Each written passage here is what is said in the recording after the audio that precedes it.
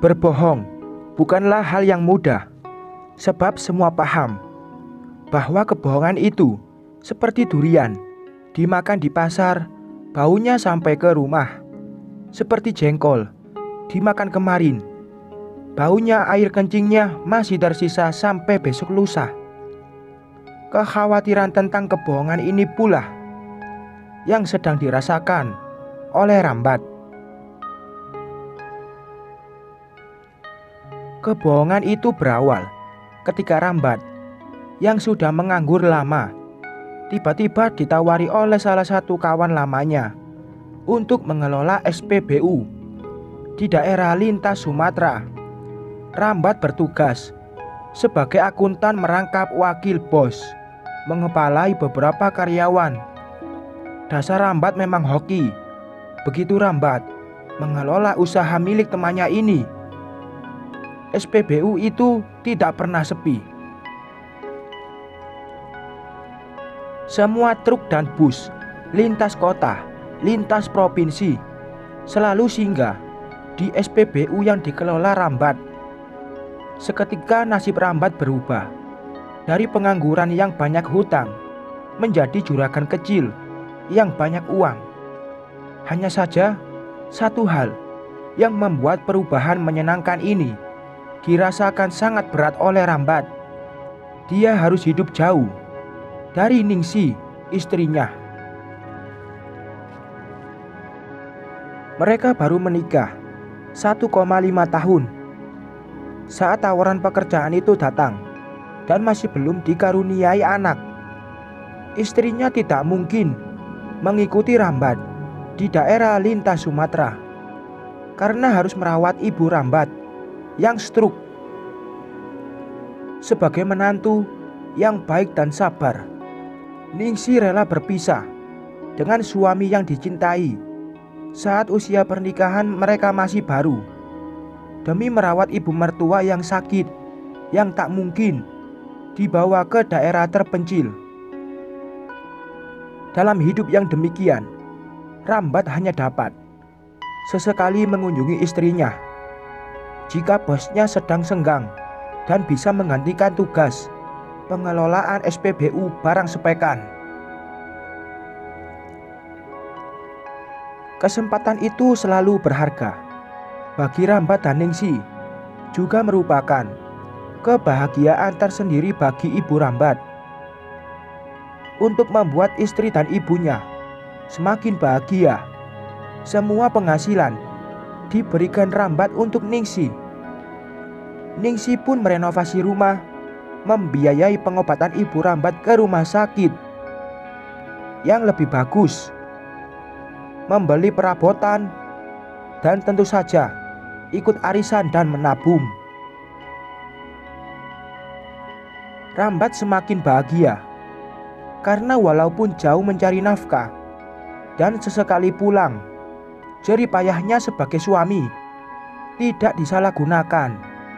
Rambat semakin sayang kepada Ningsi dan bersyukur mendapatkan istri yang demikian.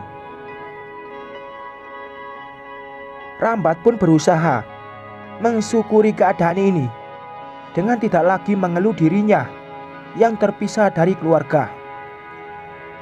Toh 2 atau 3 bulan sekali dia pasti mengunjungi Ningsi dan ibunya. Selama 1 atau 2 minggu, Ningsi pun demikian adanya, merelakan dan mempercayai suaminya mencari nafkah di tempat yang sepi penduduknya dan hanya dilintasi kendaraan antar provinsi. Sebagai orang yang merantau, tentunya Rambat bergaul dengan masyarakat setempat.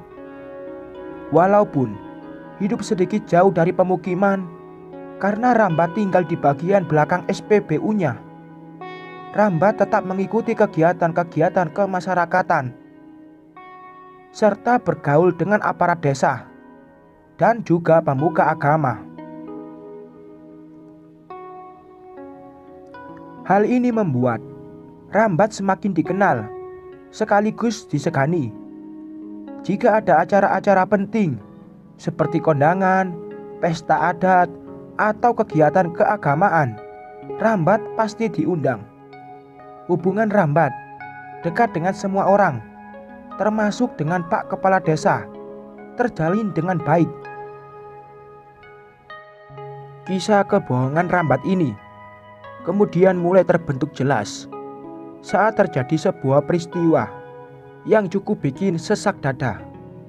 Pak Kepala Desa, suatu ketika Pak Kepala Desa mengawinkan Stella, anak gadisnya yang cantik jelita, dengan seorang pemuda kampung sebelah. Tapi siapa sangka pemuda itu malah kabur, entah sebab apa. Padahal undangan sudah disebar dan tanggal pesta pernikahan semakin dekat. Keluarga Pak Kepala Desa pun menjadi panik. Nah, saat panik itulah Pak Kepala Desa menemui Rambat untuk meminta Rambat menggantikan posisi sebagai mempelai pria. Tolonglah Nak Rambat. Nak Rambat ini orang baik. Selamatkanlah muka bapak ini dari malu, kata Pak Kepala Desa. Sungguh Rambat jadi serba salah. Ia ingin menolak karena bagaimanapun ia sudah mempunyai istri. Tapi Rambat pun juga tak kuasa menolak, sebab Rambat pernah berhutang budi dulu dengan Pak Kepala Desa saat SPBU-nya diserang sekelompok orang tak dikenal. Pak Kepala Desa turun tangan menjamin keamanan SPBU, dan sejak itulah Rambat tidak pernah mengalami hal-hal yang membahayakan usahanya. Bagaimana mungkin dia bisa menolak? Pada akhirnya Rambat menyetujui untuk menggantikan posisi sebagai mempelai pria dan menikahi anak Pak Kepala Desa.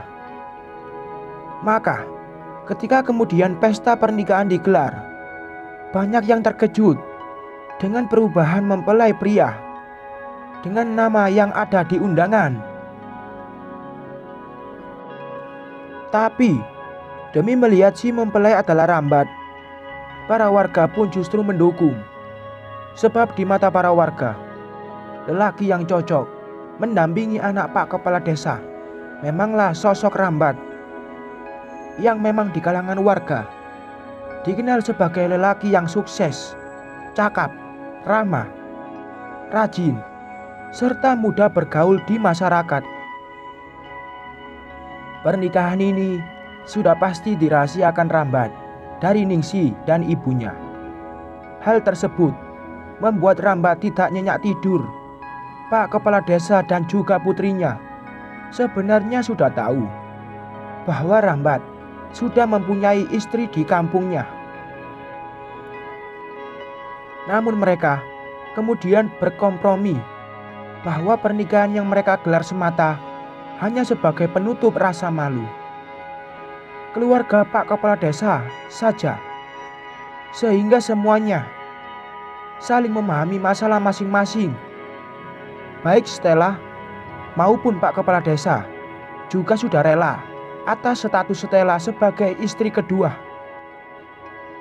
Bulan demi bulan berlalu dan Rambat kembali menjalani aktivitasnya seperti biasa, dengan tetap mengunjungi Ningsi dan ibunya sesuai jadwal. Hanya kali ini Rambat menjadi sedikit canggung ketika pulang kampung, sebab ada kebohongan yang ditutupi oleh Rambat, kebohongan atas status pernikahannya. Ketika harus pulang kembali ke daerah lintas, Ningsi seperti biasa melepasnya tanpa curiga, dan itu semakin membuat Rambat tidak enak. Waktu pun berlalu. Tak disangka Ningsi membuat kejutan. Tiba-tiba ia mengabari akan berkunjung ke tempat Rambat bekerja. Sialnya, Rambat baru dikabari saat Ningsi telah berada di perjalanan dan minta ditunggu di depan SPBU. Dengan panik, Rambat yang tinggal di bangunan belakang SPBU menceritakan kepada istri barunya bahwa Ningsih dalam hitungan jam akan segera tiba. "Tenang, Mas Rambat, bilang saja aku karyawan di sini. Jadi tidak usah cemas berlebih begitu," kata Stella. Rambat sedikit tenang. Mereka lalu merancang skenario. Jika Ningsih datang, maka Stella akan mengaku sebagai salah satu karyawan Rambat yang tinggal di ruangan lain SPBU. Ningsih yang tiba sore itu disambut Rambat dengan kerinduan, juga kebingungan. Stella tidak ketinggalan, ikut menyambut dan menunjukkan rasa hormatnya kepada Ningsih dengan cium tangan dan cipika-cipiki. Walau sedikit heran, tapi akhirnya Ningsih maklum. Ningsih membiarkan dirinya dilayani Stella. Hari berikutnya, mereka malah telah akrab. Keakraban yang justru membuat Rambat semakin khawatir. Terlebih keakraban mereka terlihat sangat kental, seperti dua sahabat lama. Di hari ketiga, sambil laya-laya di halaman samping SPBU yang asri, Ningsih dan Stella berbincang-bincang akrab. "Sebenarnya Teteh datang kemari ada kejutan buat Bang Rambat loh, Stel. Tapi Teteh belum tahu bagaimana cara menyampaikan kejutannya. Apa Dek Stella bisa bantu caranya?" tanya Ningsih. "Memang apa teh kejutannya?" tanya Stella kepo. "Gini loh, tapi kamu rahasiakan dulu ya. Teteh ini sedang hamil muda, tapi Bang Rambat belum tahu," ujar Ningsih. Stella sontak kaget. "Hah? Kok bisa, Teh?" "Ya, bisalah Stel. Namanya orang suami istri. Walau jauh kan, tetap dikunjungi juga. Kamu anak kecil mungkin gak ngerti," kata Ningsih. "Gak Teh, maksud Stella kok bisa itu?" Stella tergagap. "Kenapa sih, Stel?" Ningsih jadi bingung. "Maksud Stella kok bisa barengan sih, Teh?" lanjut Stella lemas. Sekian.